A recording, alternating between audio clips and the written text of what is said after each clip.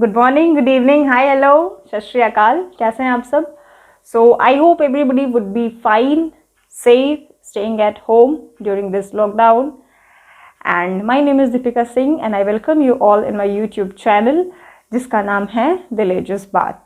So if you are new to this channel, please subscribe the channel, do press the bell icon so that you get the notifications of the upcoming videos. So इस video में हम discuss करने वाले हैं ऐसे issues जो teenagers face करते हैं, ऐसी बातें जो उनको बताई जानी चाहिए विच विल हेल्प देम और which will guide them in a proper manner.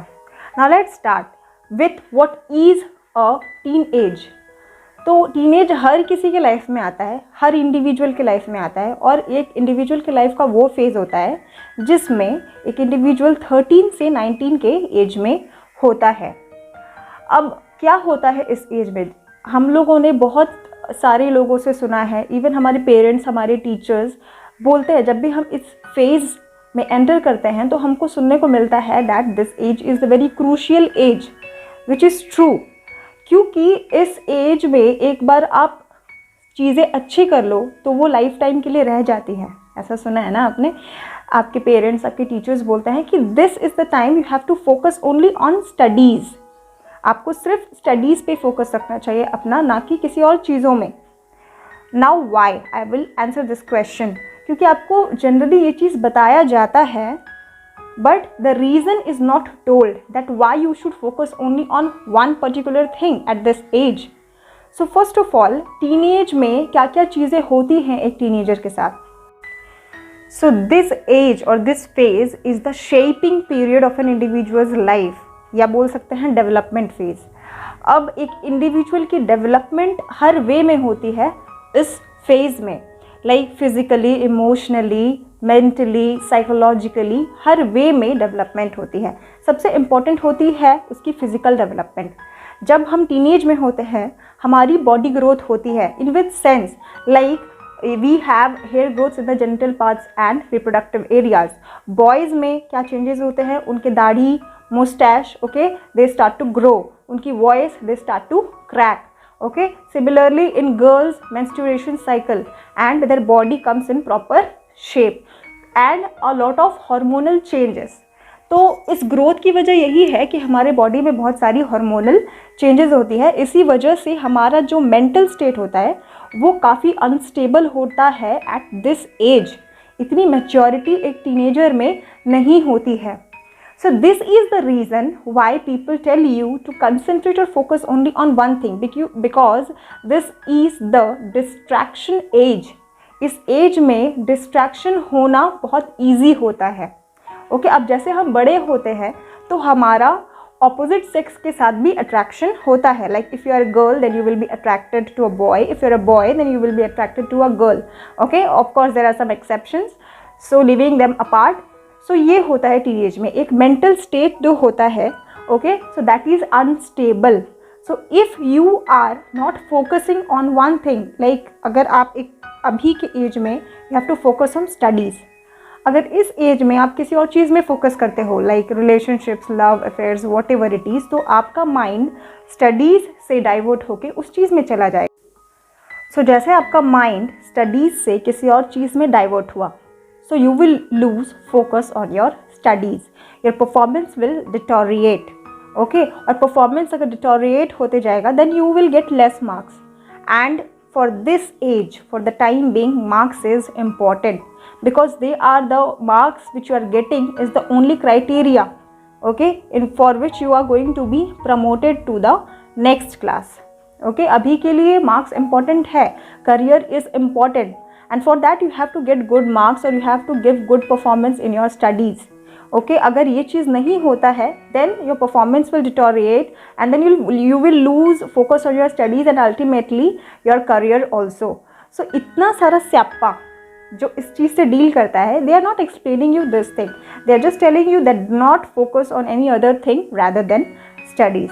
So this is the main reason why you should focus only on studies, because it's all about the mind. The mind is not very mature at this age to handle two different things। okay, अब बहुत ज़्यादा distraction होने के chances होते हैं. If you are focusing on love, relationships, affair, whatever, okay, then it is very natural that you are going to lose focus on your studies. Of course marks they do not define intelligence. After 10 years आपको कोई नहीं पूछ रहा है कि आपको कितने marks मिले थे, बट अभी के लिए for the time being marks important है, क्योंकि यही डिसाइड करेंगे कि आपकी प्रमोशन नेक्स्ट क्लास में होगी या नहीं.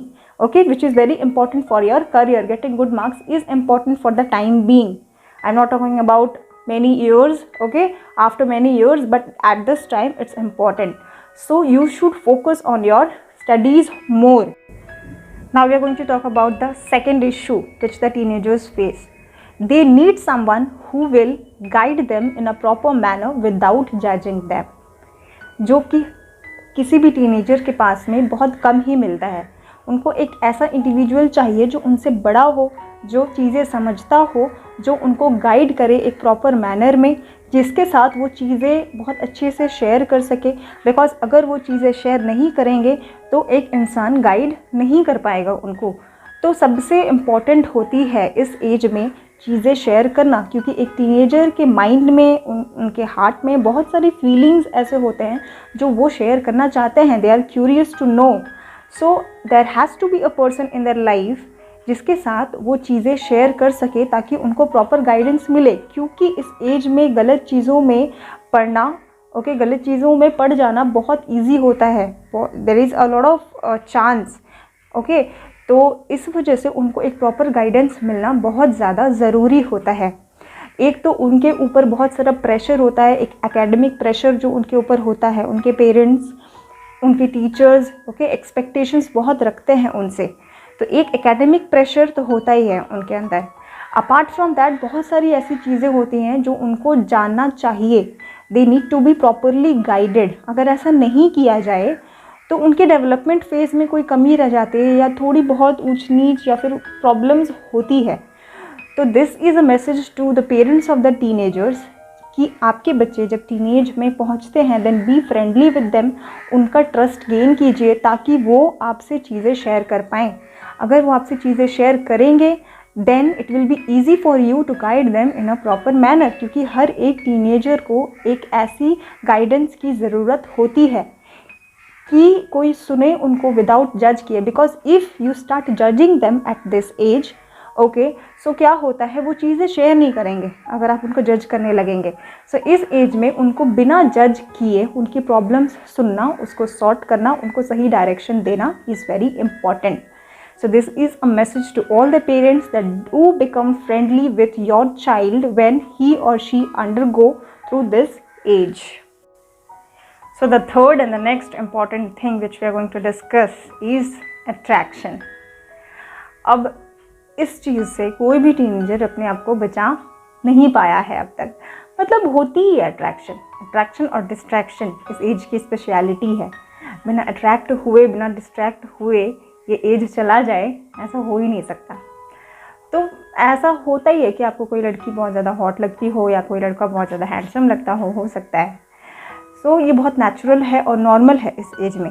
बट द थिंग इज़ आप इसके साथ डील कैसे करेंगे, okay, which is very important. अगर आप इस फ्लो में बहते चले जाएंगे, okay, so it will be difficult for you in the future.